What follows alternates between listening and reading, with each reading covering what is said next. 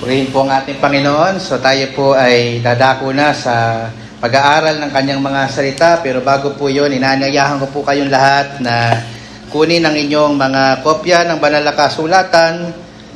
Tayo po ay dumako sa aklat po ng Juan. Ang kabanata ho ay 17, mga talatang 1 hanggang 3. Juan, kabanatang 17, mga talatang 1 hanggang 3, mangyari po na magsitayo ho tayong lahat bilang paggalang sa salita ng ating Panginoon Diyos na banal at hindi nagkakamali. Juan, kabanatang 17, mga talatang 1 hanggang 3, sasalin po ng ang Biblia, "Ako ang tunay na puno ng ubas at ang aking Ama ang magsasaka. Ang bawat sanga na sa akin ay hindi nagbubunga ay inaalis niya. At ang bawat sanga na nagbubunga ay nililinis niya upang lalong magbunga. Kayo'y malilinis na sa pamamagitan ng salita na sa inyo'y aking sinasalita." Pagpalain nawa ng Diyos ang pagkabasa at ngayon ay ang pangangaral ng kanyang mga salita. Makakaupo na po kayo, mga kapatid. Ang titulo po ng sermon ay babahagi ko sa inyo ngayong umaga ay may pamagat na ang marka ng isang tunay na mananampalataya. Ang marka ng isang tunay na mananampalataya. Alam niyo po mga kapatid, habang ako po ay gumagamit ng social media at ako ay nag-i-scroll dahil naglilibang ako, wala akong magawa. Isa po sa nakaagaw ng aking atensyon ay merong pagkakataon na nakita ko po doon sa Reels na may mga tao po palang gumagawa, kumokopya ng isang bagay, sinusubukan nilang kopyahin ito ng kopyang-kopya, na to the point na hindi mo marirealize na hindi pala totoo yung isang bagay na yon. Halimbawa, meron pong isang content creator na pinopya po niya yung isang prutas, hindi ko maalala kung mansanas yun. Basta meron siyang kinopya na isang prutas o mansanas, for example, na talagang kinopya niya ito to the point na hindi niyo ma-recognize alin ba dito yung totoo at hindi. So parehas na parehas sila. Yung kulay nila, yung texture nila, parehas na parehas. So kung hindi mo kakagatin, madadaya ka kung alin doon yung totoo at alin doon ang peke. At mas lalo ako na-amaze, mga kapatid, noong siguro sabi ko panlabas lang siguro yan. Pero nung hinati po niya yung mansanas, kapareho din po yung medyo naghinala na nga AI siguro to, So kaparehas po kung paano po nabiyak yung mansanas, kung ano po yung nasa loob ng mansanas, nakopya din po nung gumawa po nung video po na yun. So sabi ko, paano ko pa malalaman ang totoo sa hindi? Maliban na lang kung titikman natin. Siyempre, ibang usapan na, pati yung lasa, na kopyang-kopya nung content creator. Pero sa panlabas, na kaanyuan, parehas na parehas yung dalawang bagay. Yung isang original at yung isang kinopya. Pero alam niyo ho, mga kapatid, time will tell kung alin po ang totoo sa dalawa. Like for example, kung ang may pagkakataon na ang kinopya naman ay halaman. So, yung halaman, mga kapatid, parehas na parehas din. Pareho din yung texture, pareho din yung kulay. Pero alam nyo, ma-identify nyo yung totoo sa hindi sa paglipas ng panahon. Bakit po kanyo? Ang tunay na halaman na buhay ay lalago. At kung iyan ay namumunga, magbubunga. Ang isa pong peke o hubad o kinopya lamang na halaman, bagamat magkamukha po sa panlabas, hindi po ninyo aasahan mamumunga. Pero ba kayong nakitang plastic na halaman ay namunga? So, wala po. So, yun po ang pinagkaiba ng dalawa. Ng totoo sa peke. Ang may buhay at wala. Ang isang may buhay na halaman na namumunga, siguradong mamumunga. Pero ang isang hindi totoo o peke, hindi po iyan mangmumunga, mga kapatid at mga minamahal. Kaya naman po, sa pangangaral na ito, gusto ko pong makita nyo ang isang katotohanan na ang isang tunay na alagad ni Kristo ay namumunga ng isang buhay na matuwid. Kung ikaw ay hindi peke, kung ikaw ay isang tunay na alagad ni Kristo, hindi uubra na hindi ka mamumunga. Hindi uubra na hindi iyan makikita sa iyong buhay. Sa ganitong paraan ho, mga kapatid at mga minamahal, makikilala ho ninyo ang huwad sa totoo. Ang tunay sa hindi tunay na mananampalataya. At ang layunin ko po ay magkaroon po tayo, mga kapatid, sa mga oras na ito ng isang seryoso, ngunit healthy na pagsisiyasat ng ating mga pananampalataya nang sa gayon ay hindi po natin madaya ang ating mga sarili. Alam niyo ho, mga kapatid, ang John chapter 15 po ay sinasabi ho ng sinabi po ng ating Panginoong Hesukristo noong mga panahon na maaring paalis pa lamang po sila sa upper room. Kasi kung naalala niyo yung dulo ng chapter 14 na inaral po natin last Sunday, inaya na ho ng ating Panginoong Jesus yung kanyang mga alagad na umalis na ho doon sa kanilang kinalalagyan. So, may mga nagsasabi na marahil ito muna yung habang gumagayak sila paalis, ito muna yung mga sinabi ng ating Panginoong Hesukristo sa kanyang mga alagad, o maaaring sinabi naman po niya itong mga pananalitang ito sa John chapter 15 nung sila po ay naglalakad na patungo sa hardin ng Gethsemane. At alam niyo po ang mangyayari pagdating nila sa hardin ng Gethsemane, dadating na po doon si Judas, huhudasin na siya ni Judas, at saka tuhulihin na siya ng mga kawal ng Romano para ipako doon sa krus. Ano po?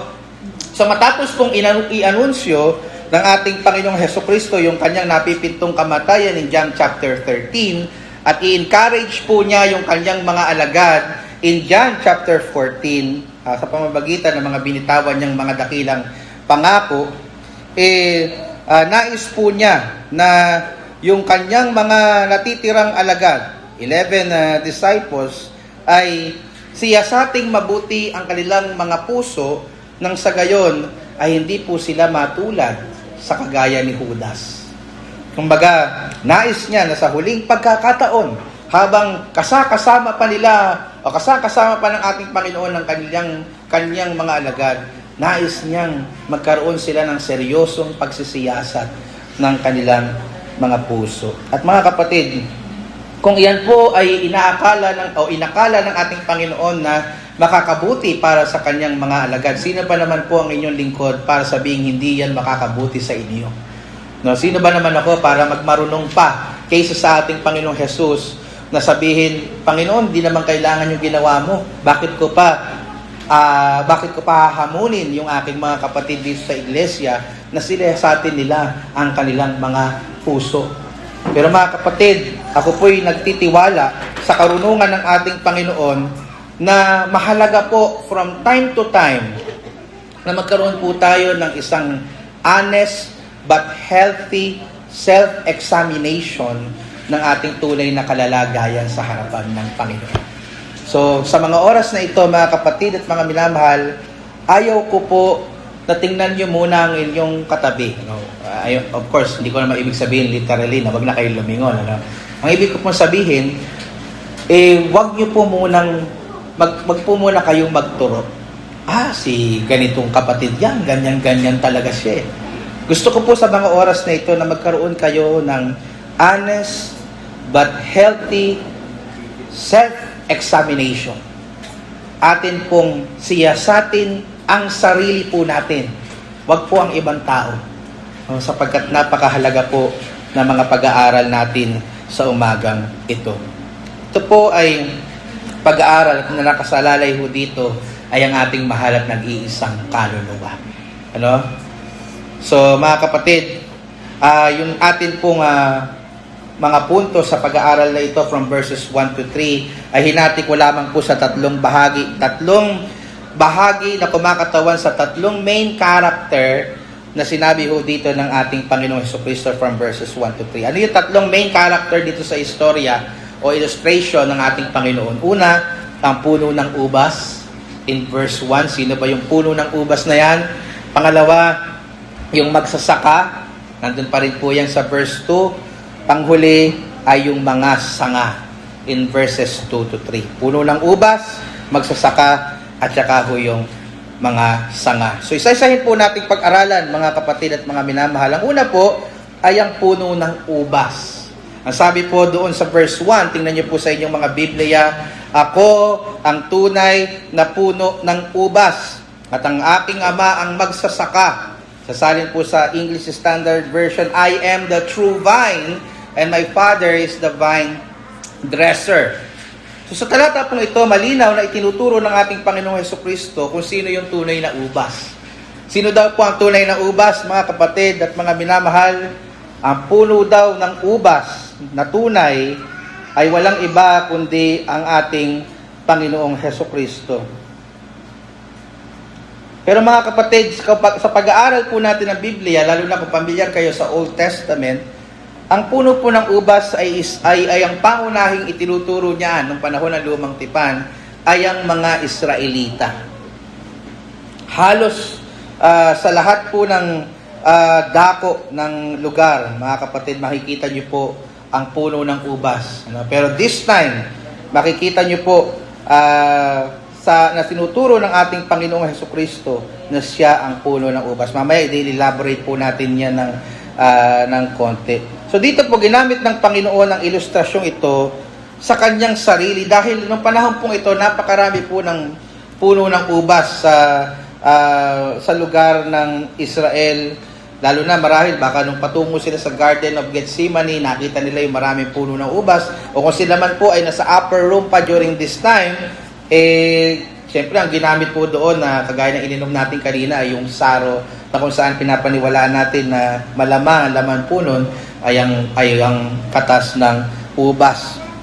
So, pero ano ba ang tinuturo ng Panginoon dito, mga kapatid? Bakit ho niya tinawag ang kanyang sarili na tunay na puno ng ubas? Sabi natin kanina, originally, yung Israel ang pinatutungkulan niya sa Lumang Tipan, pero this time sinabi niya, ako ang tunay na ubas. Una, ang Panginoong Hesus po dito ay minsan pa, sa isa pang pagkakataon, ay nagtuturo ng kanyang pagiging Diyos. Yung title niya na ako ang puno ng ubas, I am the true vine, ay isang titulo ng kanyang pagka-Diyos. Yung phrase po na ako ang puno ng ubas, o sa English, I am the true vine, ay isa po sa I am statements. Sa 7 I am statements ng ating Panginoong Hesukristo in the Gospel of John. Matatandaan niyo po na naaral na po natin yung 6 na I am na statement ng ating Panginoon tungkol sa kanyang sarili. Sinabi niya in John 6, I am the bread of life. In John 8, I am the light of the world. In John 10, I am the door. In John 10 pa rin, I am the good shepherd. In John 11, I am the resurrection and the life. And then this time, I am the vine, o ako ang puno ng ubas.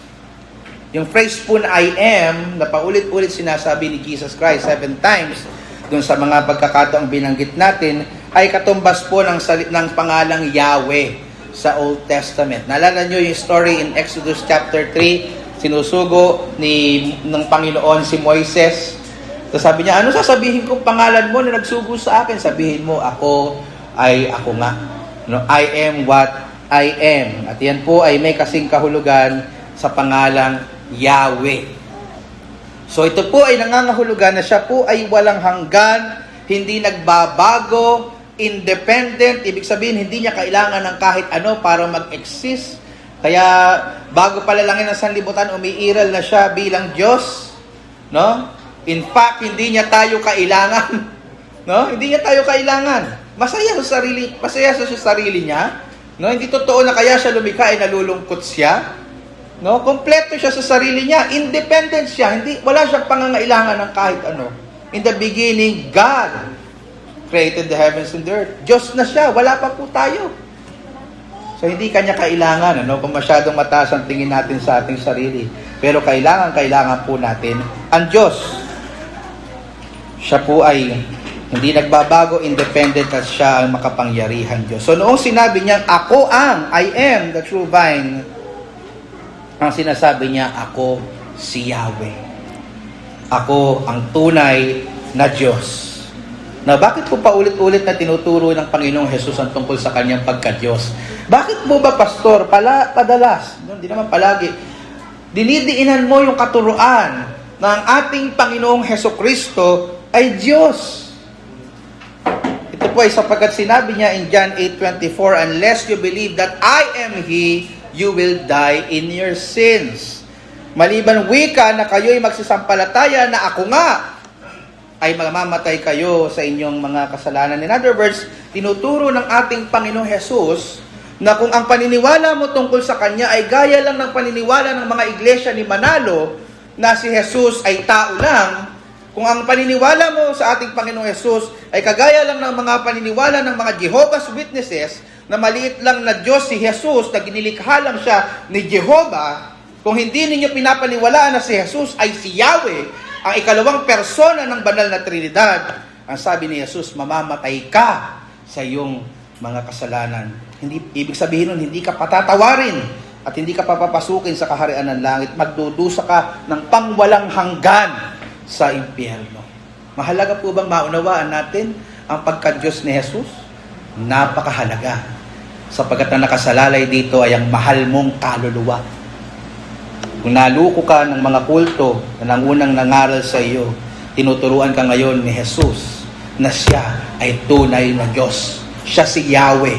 Siya ang ako nga ng Exodo, Kabanatang 3. Kaya naman po maintindihan po natin ang ating Panginoong Jesus. Bakit siya paulit-ulit? Bakit si Pastor paulit-ulit? Kasi wala naman akong ginawa dito kundi ipangaral yung nababasa natin. Kung kayo nakukulitan na sa akin, bakit si Pastor paulit-ulit? Panginoong Jesus na Diyos na naman. Kasi ang Panginoong Jesus, paulit-ulit din niya tinuturo hanggang makarating tayo sa John 15 na siya ay Diyos, siya ay Diyos, siya ay Diyos, siya si Yahweh. Hindi siya tao lang. Hindi siya maliit na Diyos, kagaya ng tinuturo ng mga saksi ni Jehovah daw. Siya ay tunay na Diyos. Nang maliban po sa phrase na ako ang tunay na puno ng ubas na nagtuturo sa pagka-Diyos ni Jesus, ito din po ay nagtuturo ng kanyang pagiging tunay at tapat na Israelita. Tunay at tapat na Israelita. Kaya ko po nilagyan ng qualification na tunay sapagkat mayroong mga hindi tunay. Nababanggit ko kanina mga kapatid yung tungkol sa mga Israelita. Kung titingnan niyo po yung biblical context, ibig sabihin ng biblical context yung mas malawakang pagtanaw sa konteksto ng buong Biblia, ang mga hindi tunay na puno ng ubas ay pumapatungkol po sa mga Israelita. Sa Awit, Kabanatang 80, Isaya, Kabanatang 5, Jeremias, Kabanatang 2, makikita nyo ang mga Israelita ay tinuturo dyan na mga puno ng ubas. Ang mga Israelita po ay ini-illustrate na mga puno ng ubas sa lumang tipan ay itinanim daw po ni Yahweh. Ang problema, mga kapatid, hindi ho sila namumunga. Or in other words, hindi sila nagkaroon ng pagsisisi at namuhay ayon sa kalooban ni Yahweh. Nagpatuloy sila sa pagsamba sa mga Diyos-Diyosan, nagpatuloy sila sa pamumuhay sa kasalanan. Kaya hindi sila natagpuang namumunga ni Yahweh. Namumunga ng katwiran, namumunga ng ayon sa kalooban ng Diyos. Tingnan niyo po ang nangyari. Dahil hindi sila namumunga, hindi sila nagsisi, patuloy silang namuhay sa kasalanan, silang puno ng ubas na Israelita ay hinatulan ni Yahweh. Ayon sa Isaya, Kabanatang 5, mga talatang 1 hanggang 7, ito po ang kanilang sinapit. Tingnan niyo po. Ang sabi sa Isaya, Kabanatang 5, verse 1, paawitin ninyo ako sa aking pinakamahal na awit ng aking minamahal tungkol sa kaniyang ubasan. Ang aking pinakamamahal ay may ubasan na isang mainam na burol. At kanyang binangbangan ang palibot at inalis ang mga bato at tinamnan ng piling puno ng ubas at nagtayo ng isang muog sa gitna niyaon at tinabasan din naman ng isang pisaan ng ubas at kanyang hinintay na magbunga ng ubas at nagbunga ng ubas gubat. Sabihin, ang ine-expect nung nagtanim ay magbubunga ito ng bunga na makakain, bunga ng ubas. Pero bunga siya ng wild. Ibig sabihin, yung bunga niya ay hindi maaaring mapakinabangan, hindi pa pwedeng mapakain. So yung nagtanim po dito ay walang iba kundi si Yahweh. Ang mga itinanim po ay pumapatungkol sa mga Israelita. At ngayon, mga mananahan sa Jerusalem at mga tao sa Huda, kaya ko po nasabi na yun ay Israelita, sabi, nananahan sa Jerusalem, mga tao sa Huda, hatulan ninyo, inisinasamo ko sa inyo, ako at ang aking ubasan. So sinasabi niya, tingnan niyo wika, kung sino ang may mali sa amin. Ako ba na nagtanim na si Yahweh? O yung ubasan ko na matapos kong alagaan at itanim ay hindi namunga ng maayos. Verse 4, ano pa ang magagawa ko sa aking ubasan na hindi ko malagawa? Saan ba ako nagkulang? In other words, sinasabi ni Yahweh. Ano pa't aking hinihintay na magbubungang mga ubas, nagbunga ng ubas-gubat. At ngayon aking sasaysayin sa inyo ang gagawin ko sa aking ubasan. Aking aalisin ang bakod na siit ni Yaon at sasalantain. Aking ibabagsak ang bakod ni Yaon at mayayapakan. At aking pababayaang sira, hindi kakapunin o bubukirin man, kundi magsisitubo ay mga dawag at mga tinik. Akin ding iniuutos sa mga alapaap na huwag nilang ulanan. Sapagkat ang ubasan ng Panginoon ng mga hukbo ay ang sangbahayan ng Israel. At ang mga tao sa Huda ay ang kanyang maligayang pananim. At siya'y naghihintay ng kahatulan. Ngunit narito, kapighatian ng katwiran, ngunit narito, daing. Ano ho nangyari? Dahil hindi sila namumunga, sila ay hinatulan ni Yahweh. Kaya mga kapatid, walang advantage ang sino man na konektado sa Israel sa laman. Sapagkat hindi lahat ng Israel ng Diyos ay tunay na Israel. Sabi niya sa Roma 9:6. At alam niyo ho, isa po sa maraming kamalian ng maraming Christian churches ngayon ay yung lubos nilang pagiging panatiko sa bayang Israel. To the point na nagsesend po sila ng mga financial supports po doon. At nagkakabit pa sila to the point ng mga bandila ng Israel sa kanilang mga simbahan. Nakawitness na po ba kayo ng gayon? At ginagawa po nila yung mga pista ng mga Israelita na para lang naman sa mga Hudyo. May nagse-celebrate ng Sukot. Alam niyo po ba yon? Yung magdadala ng mga prutas sa kanilang bahay-sambahan na para baga sila yung mga Israelita. Ito po ay dahil sa paniniwala na kapag pinagpala nila ang bansang Israel bilang bayan daw di umano ng Diyos, ay pagpapalain din daw sila ng Diyos. Kapag daw somehow nagkaroon sila ng maayos na koneksyon sa bayang Israel, ay magkakaroon din sila ng maayos na relasyon sa Diyos. Pero ano po ba ang sabi ng Biblia, mga kapatid, sa Roma 9:6-8? Datapwat hindi sa ang salita ng Diyos ay nauwi sa wala, sapagkat hindi ang lahat ng buhat sa Israel ay mga taga-Israel. Ni sapagkat sila'y binhi ni Abraham, ibig sabihin, nagmula sila kay Abraham, mga Israelita sila sa laman, mga anak na silang lahat. Kundi kay Isaac tatawagin ng isang iyong binhi. Sa makatuwid verse 8, ay hindi mga anak sa laman ang mga anak ng Diyos, ngunit ang mga anak sa pangako'y siyang ibibilang na isang binhi. In other words, mga kapatid, hindi ang lahat ng may koneksyon sa bayang Israel sa laman ay kinikilalang anak at bayan ng Diyos. Yun daw po ang mga anak sa pangako. Namely, yung mga taong konektado sa ating Panginoong Jesucristo na siyang tunay na Israel, sapagkat ang ating Panginoong Jesucristo ang tunay na puno ng ubas, hindi po ang bayang Israel sa laman. Siya ang tanging Israelita na nagtapat sa Diyos. At sa pamamagitan lamang niya, mapapasa atin ang mga pagpapalang inilaan ng Diyos para sa bayang Israel. Nasabi sa 2 Korinto 1:20, sapagkat kay Kristo ang lahat ng pangako ng Diyos ay palaging oo. Ibig sabihin, ikaw ay magiging tunay na bayan ng Diyos, ikaw ay tunay na magiging Israel ng Diyos kung ikaw ay konektado sa puno ng ubas na si Kristo. Hindi sa kung anumang physical na relasyon mo sa rebelding bansa na hindi kumikilala kay Kristo. Mga kapatid, ang mga tao, anumang lahi tayo, ay mapagpapala at mapahahalagahan lang sa paningin ng Diyos, hindi dahil sa konektado siya sa bayang Israel, kundi sa tunay na Israel ng Diyos, namely, ang ating Panginoong Hesukristo. Siya lamang po ang tunay na puno ng ubas. Sa Kanya lamang po tayo tunay na magiging bayan at Israel ng Diyos.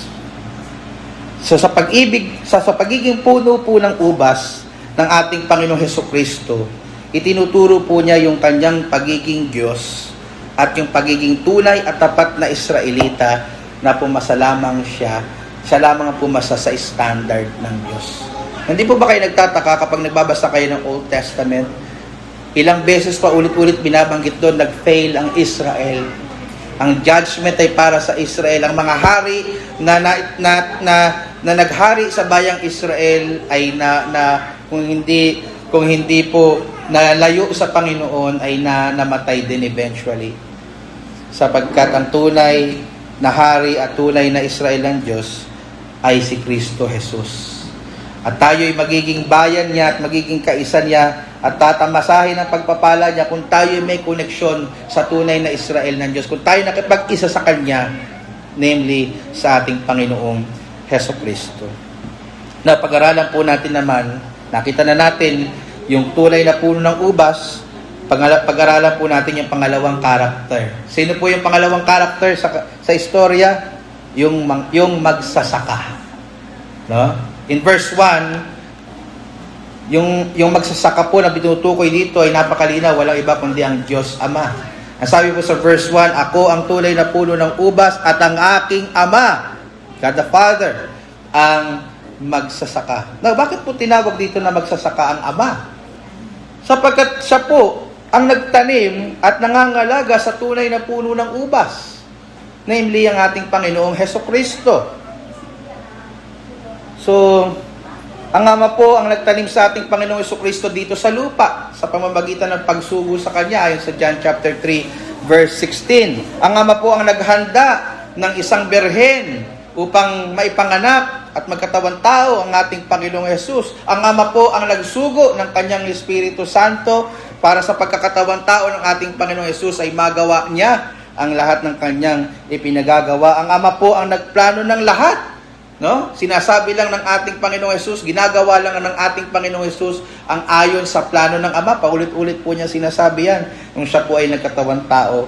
Ang Ama po ang nasa likod ng lahat ng pangyayari sa kasaysayan. Siya ang nag-ordain ng lahat. Siya po ang nagplano ng lahat. In that sense, ang Ama po ang magsasaka.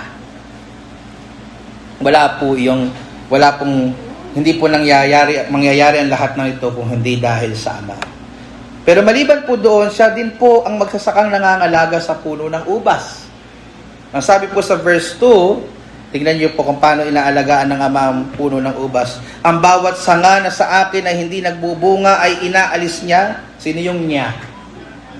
Ang nearest antecedent po ay ang Ama. At ang bawat sanga na nagbubunga ay nililinis niya, ang Ama pa rin, upang lalong magbunga. So mamaya po, pag-aaralan po natin ano yung ibig sabihin ng pag-aalis. Ano yung ibig sabihin na nililinis ng Ama ang puno ng ubas. Pero dito, gusto ko lamang pumapakita sa inyo na yung pangunahing involved sa pagtatanim at pagpaalaga ng puno ng ubas ay walang iba kundi ang ating Ama sa langit. Siya po ang magsasakang nagtanim at nag-aalaga sa puno ng ubas, namely ang ating Panginoong Hesukristo at lahat ng konektado sa Kanya. Now, pag-aralan po natin yung panghuling karakter sa istorya, ang mga sanga. At dito po ako gustong mas mag-focus ng ating diin sa pangangaral. Ang sabi po sa verse 2, ang bawat sanga na sa akin na hindi nagbubunga ay inaalis niya. At ang bawat sanga na nagbubunga ay nililinis niya upang lalong magbunga. So meron pong dalawang klaseng sanga. Nakita niyo po sa talata, merong nabumunga at merong hindi nagbubunga. Sino po ang kinakatawan ng binabanggit dito ng mga sanga? Ito po'y pumapatungkol sa mga taong somehow meron pong connection sa ating tagapagligtas, ang tulay na puno ng ubas. Sila po yung nilalarawan ng ating Panginoong Hesus sa dalawang paraan. Again, yung mga sangang hindi nagbubunga at yung mga sangang nagbubunga. So, sino po ba yung mga sangang hindi nagbubunga? No? Tinatanong niyo po ba yon? Sino yun? Somehow connected kay Jesus Christ, pero walang fruit. Sila po yung mga taong tila may connection sa ating Panginoon Jesucristo outwardly, pero wala silang connection sa ating Panginoon Jesucristo inwardly. Ibig sabihin, physical lang, kanlabas lang yung kanilang connection, pero spiritually speaking, wala silang kahit anong connection sa ating Panginoong Jesucristo. Sila po yung mga nagpapakilalang tagasunod ng ating Panginoong Jesucristo, ngunit hindi sila nakikitaan ng mga bunga ng pagsunod sa kanyang kalooban. Mga taong tumatawag sa kanya na Panginoon, Panginoon, kagaya na sinasabi sa Matthew 7, verse 21, Lord, Lord! Ngunit hindi naman sumusunod sa kalooban ng kanyang Ama, kundi nananatili sa kanilang sariling mga layaw at mga makasalanang kagustuhan. Kaya sinabi ng Panginoon, hindi lahat wika na tumatawag sa akin ng Panginoon, Panginoon, Lord, Lord, ay makakapasok sa kaharian ng langit. Sila po yung tinatawag na Kristiyano lang sa nguso, ngunit hindi sa puso. Sila po yung tinatawag na mga nominal Christians. Ano po yung nominal Christian, Pastor? Yun po yung mga Kristiyano lang sa pangalan. Oy, Christian ako kasi Christian yung family ko. Kasi umaattend ako sa Christian church, kaya Christian na rin ako. O kaya Christian lang sa resume. You know, mag-a-apply ako ng trabaho. Ano religion mo? Born again Christian. As if meron religion na born again Christian. Hindi po religion na born again Christian. Kristiyano lang sa pagpapakilala, ngunit ang kanyang pamumuhay ay tinatatwa ang kanyang pagiging Kristiyano.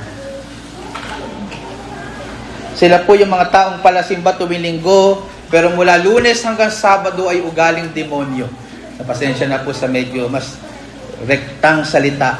Kasi gusto kong maidiin sa inyo mga puso, ano ba yung image na pinipicture ko dito? Nakilala ho ba kayong gano'n? Sa immediate context, kung consider natin yung context, ito pa yung pumapatungkol kay Judas. Kalala niyo si Judas? Sa buong panahon, nakala ng mga tao may connection si Judas kay Jesus. Kasama siyang kumakain, kasama siyang naglilingkod, kasama siyang nagpapalaya sa mga demonyo, kasama siyang nagmi-ministry. Pero hindi nila alam, yung loob pala ni Judas ay bulok. Yung loob pala ni Judas ay puro kahudasan. Hindi pala niya tulay na mahal ang ating Panginoong Jesucristo. Ang mahal pala niya pera.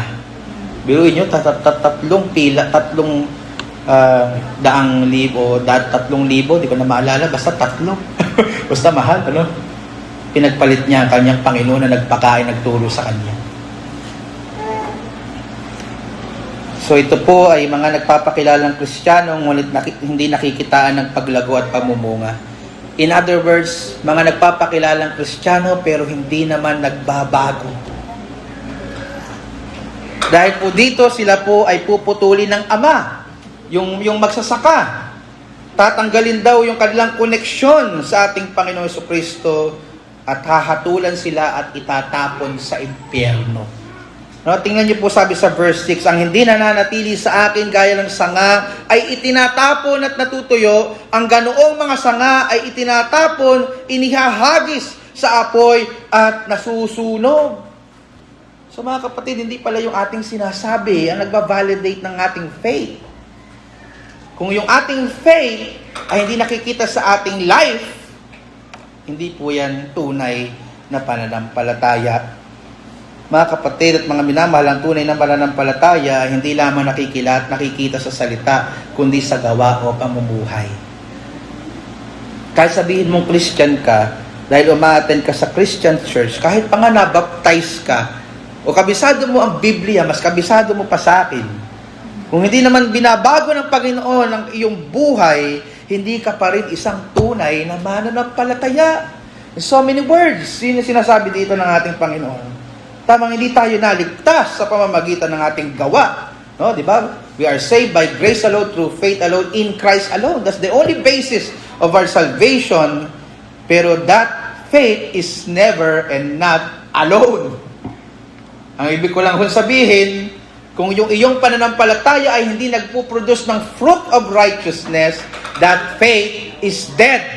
Sabi sa James chapter 2. Ephesians 2 verses 8 and 9, tayo daw ay niligtas hindi daw sa pamamagitan ng ating gawa, kundi sa biyaya, sa pamamagitan ng pananampalataya. Para sa anong layunin? Tayo daw ay workmanship ng ating Panginoong Jesucristo for good works. Ibig sabihin, kung ikaw ay totoong convert, hindi ka lang nagbago ng paniniwala, magbabago ka rin ng buhay. Now, hindi ko sinasabi kapag Christian ka, dapat perfect ka. Wala pong ganon. Ang sinasabi ko lang po, ay kung mananampalataya talaga tayo, ay dapat nakikitaan po tayo ng paglago at unting-unting pagbabago ng ating Panginoong Jesucristo, na yung dinidesire na ho ng ating puso, yung takbo na po ng ating pag-iisip, yung ginagawa na po ng ating kalooban, na hindi na yung pangsarili, kundi para kay Kristo.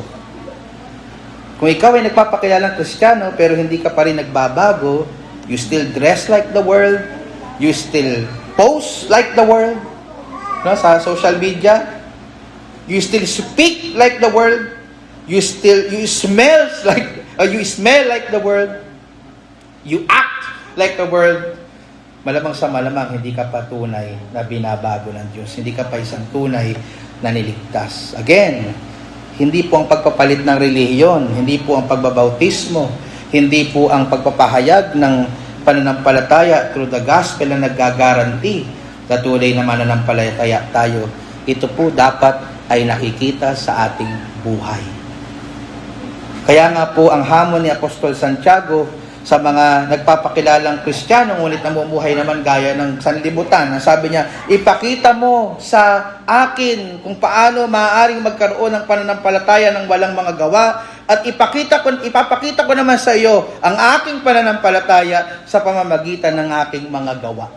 In so many words, sinasabi dito ni James, sa James 2:18, sige nga, patunayan mo sa akin yung faith mo ng hindi mo pinapakita sa buhay mo. At papatunayan ko sa iyo yung faith ko sa pamamagitan ng buhay ko. Tingnan natin kung sino ang totoo. So yan po yung pagkakakilanlan ng mga sanga na hindi namumunga. Sila po ay mga nagpapakilalang tagasunod daw ni Jesus, pero in reality, sila ay tagasunod ng dyablo. At paano natin yan nakikita? Nakikita natin yan sa kanilang buhay.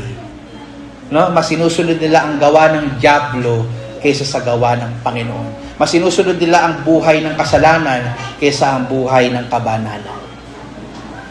Now, sino naman po yung mga sangang namumunga? Sila po yung pumapatungkol sa mga mananampalataya na nakikitaan po ng bunga ng mga espiritu. Yung fruit of the Holy Spirit, yung nakikitaan ng pamumuhay sa pag-ibig, kagalakan, kapayapaan, pagtatyaga, kabaitan, kabutihan, katapatan, kahinahunan, at pagpipigil sa sarili. Lahat po yan sa Galatians 5:22-23. So mga taong ang pinakamahalaga sa buhay nila ay mga bagay na makalangit at hindi panlupa. No? Kung ikaw ay nagpapakilalang mananampalataya pero wala ka ng ibang inisip kundi mga bagay na panlupa, there's something wrong. So mga taong ang priority ay ang sundin ng kalooban ng Aba, hindi ang sarili nilang luho at kagustuhan. Mga taong hindi perpekto, oo, ngunit nagsisikap na maging perpekto para sa kalwalhatian ng Diyos.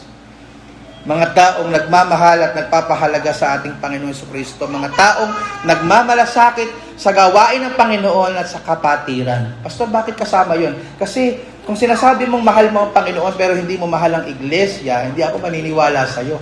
Eh, pwede mo bang mahal ang ulo pero hindi mo mahal ang katawan? Ang iglesia, ang kapatiran, ang katawan ni Kristo. So matetest yung love mo kay Jesus kung paano maitrato yung iyong mga kapatid. So paano po tayo nakakasigurado na walang tunay, o paano po tayo nakasisigurado na walang tunay na sanga o tunay na mananampalataya ang hindi mamumunga? Bakit po sigurado tayo na kapag ikaw ay Christian, ikaw ay totoong connected kay Jesus Christ by faith, sa tunay na ubas, hindi uubrang hindi ka mamumunga. Bakit mo ganun tayo katapang na ipahayag na kung ikaw ay Christian, siguradong may change sa buhay mo? Ito po ay sapagkat ang tagapag-alaga nito ay ang makapangyarihang Ama sa langit. No? Naalala ko na naman si Sister Maricel na napakagaling magtanim. No? Sa totoo lang, isa sa kinahangaan ko kay Sister Maricel, ang galing magtanim. No, yung makita pa lang siya ng halaman, tumutubo na yung halaman. Ganun siya katingin. Ako pag nakita ko ng halaman, Sister, nag-alaga ako ng cactus eh. Di ba yung cactus, di mo na lagi papansinin yun eh. Hindi mo nga kailangan kiligan. Abay, napatay ko pa. Ganun ako katindi. Lalo na yung Ama. Sino ang tagapag-alaga ng puno ng ubas? Kung saan inaalagaan niya yung mga sanga ng puno ng ubas? Ang Ama sa langit. So kung ang dakila nating Ama na makapangyarihan sa lahat at napakaalaga ang nag-aalaga sa puno ng ubas at sa mga sanga nito na konektado sa Kanya, imposible na hindi iyon mamumunga. Sa paanong paraan po ito inaalagaan ng farmer, ng magsasaka, ng Ama, yung mga sanga? Sabi po sa verse 2, ito po ay sa pamamagitan ng paglilinis o pagpuputol sa mga bahagi ng sanga. Gaya halimbawa na may nabubulok na dahon sa sanga. Alam ni Sister Maricel ulit yan eh. Di ba, Sister, pagka mayroong halaman, nakikita mo nabubulok na yung dahon, ano gagawin mo doon? Tatanggalin na. No? Kasi yung dahon na bulok na yon, makakaagaw pa yun sa sustansya para doon sa ibang mga dahon na sana lumalago pa. So, ganun ginagawa ng Ama. Tawag doon sa process na yun ay pruning. Pinuprune niya. Tinatanggal niya yung mga pwedeng makasagabal sa paglago ng isang halaman o isang sanga. Ano po, Pastor, yung mga inaalis na bagay ng Panginoon sa buhay natin para tayo ay patuloy na lumago at mamunga? Ito po yung mga kasalanan. At maliban po sa mga kasalanan, yung mga bagay na hindi naman po makakatulong o makakasagabal pa sa ating paglago. May mga tinatanggal ang Panginoon sa ating mga buhay. At yung mga tinatanggal niya, mga kapatid, minsan o madalas masakit. Sa tingin nyo, natutuwa yung halaman pag tinatanggal yung... Nasasaktan nyo, may pakiramdam yun, ano? Mga kapatid, pag may tinatanggal sa iyong buhay, masakit. Nakakalungkot.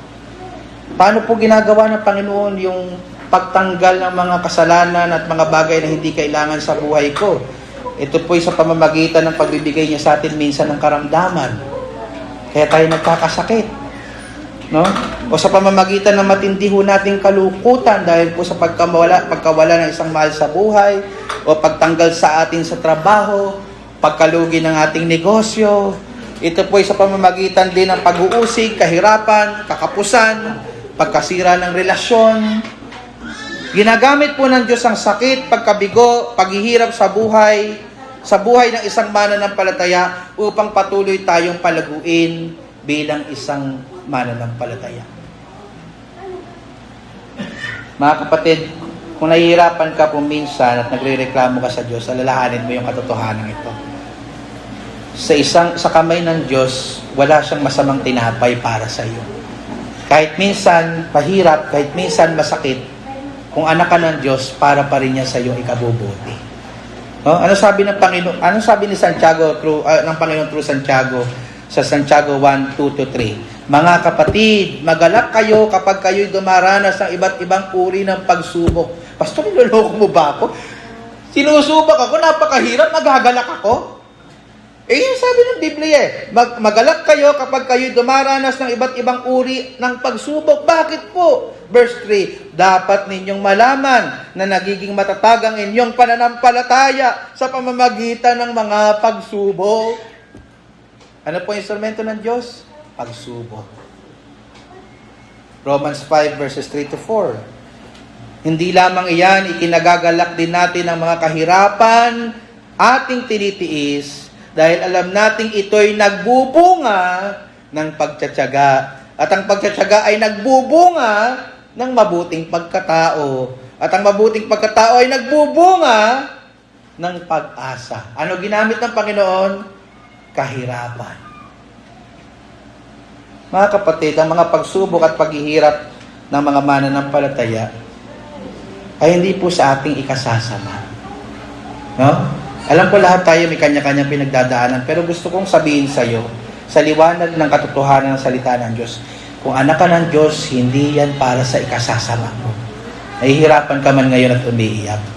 Ito po ay ginagamit na instrumento ng Diyos upang tayo po ay mas lalong palaguin, gaya ng mga sanga ng puno ng ubas. Ito'y ginagamit ng Diyos para alisin yung mga kasalanan sa buhay natin at anumang mga sagabal sa ating paglago. Halimbawa, nagtatrabaho ka, na walang kabigla ng trabaho. Diba? Sobrang sama ng loob mo. Kasi nasanay ka na every 15-30 may dumadating sa yung 10,000, 20,000, kung ano mang halaga. Kaya baka inalis ng Panginoon yung trabaho mo kasi nalalayo ka na sa Kanya. Diba? Minsan hindi natin yun nare-realize. Kaya ka binigyan ng sakit. Baka kasi nanlalamig ka na sa pananalangin mo sa Panginoon. Kaya binigyan ka ng matinding pagsubok ng karamdaman para mas lalo kang manalangin sa Panginoon. Kaya mga kapatid, may choice po tayo pag dumadaan tayo sa pagsubok. No? Either ikaw ay magreklamo, malungkot, dahil dinadaanan mo yung katakot-takot na paghihirap sa buhay, o ikaw naman ay magsaya at magpasalamat sa Diyos sa kabila ng mga pagsubok. Kagaya, naalala ko yung sinabi ni kapatid na Ryan sa prayer meeting. Alam mo, na-bless ako doon sa sinabi ni kapatid. Kasi alam ko yung background ng mga pinagdadaanan niya. Pero imbes na magreklamo siya sa Panginoon, nagpasalamat siya. Salamat pa rin sa mga pagsubok. Alam niyo mga kapatid, yun yung tamang diwa eh. Kasi kung ikaw ay malalim sa pananampalataya, alam mo na yung mga pagsubok na dinadaanan mo ay galing sa isang mapagmahal na Diyos. At kung naniniwala ka mapagmahal yan ng Diyos, palagi yang sa ikabubuti mo. All things work together for good. And when I say all things, that can be good or bad thing na nangaranasan ng isang mananampalataya. Then sinabi po ng ating Panginoon Jesus sa kanyang mga alagad in verse 3, kayo'y malinis na, huling talata, sa pamamagitan ng salita na sa inyo'y aking sinasalita. So kung yung paglilinis po dito ay konektado sa immediate context sa verse 2. So dito nabasa po natin na ang pangunahing ginagamit ng Diyos para hutapyasin ng mga kasalanan sa buhay natin at yung mga sagabal para sa ating paglago ay ang kanyang mga salita. Nakita niyo po yan, mga kapatid. Sabi ng Panginoon sa John 17 verse 17, pakabanalin mo sila sa katotohanan, ang salita mo ay katotohanan. Paano daw tayo magiging banal? Paano daw tayo lalago? Sa pagiging kagaya ni Jesus, salita ng Diyos. Sa makatuwid ang salita ng Diyos, gaya ng matalim na kutsilyo na ginagamit pangtanggal ng mga bulok na dahon, ay ginagamit ng Diyos upang tayo palaguin at pakabanalin. Paano po ang sinabi ng Panginoon tungkol sa kanyang salita? Hebrews 4:12, sapagkat ang salita ng Diyos ay buhay at mabisa at matalas kaysa alinmang tabak na may 2 talim. So maganda po yung illustration dito ni Pastor John MacArthur kung paano daw nag-work si God through our sufferings para sa ating ikalalago. Sabi po niya, trials is the handle of the knife, the blade is the word of God.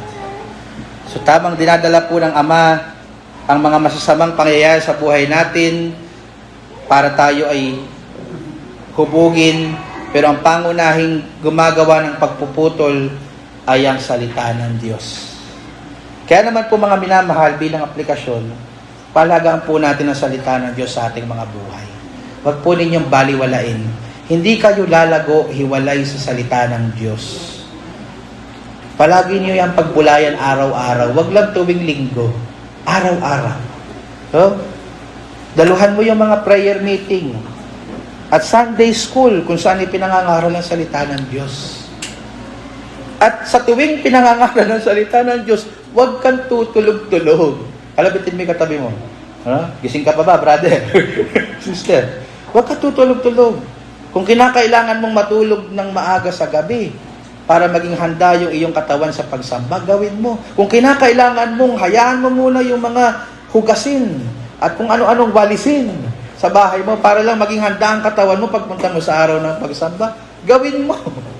Kasi mahalaga ang pangangaral ng salita ng Diyos. Sa pamamagitan nito, ikaw ay lalago, kapatid. Sapagkat hindi ka lalago, hiwalay sa salita ni Kristo na nagbibigay buhay. Mga kapatid, ito po ang dahilan bakit sigurado po ang inyong lingkod, sigurado po ang ating Panginoon na ang isang tunay na mananampalataya ay siguradong lalago. Sapagkat ang Ama ang nag-aalaga sa puno, tunay na puno ng ubas, at ang Ama ang naglilinis at nagpuputol sa mga sanga na mga mananampalataya. Kaya naman po, ang tunay na alagad ni Kristo, isang thought na gusto kong iwan sa inyo, ay namumunga ng isang buhay na matuwid.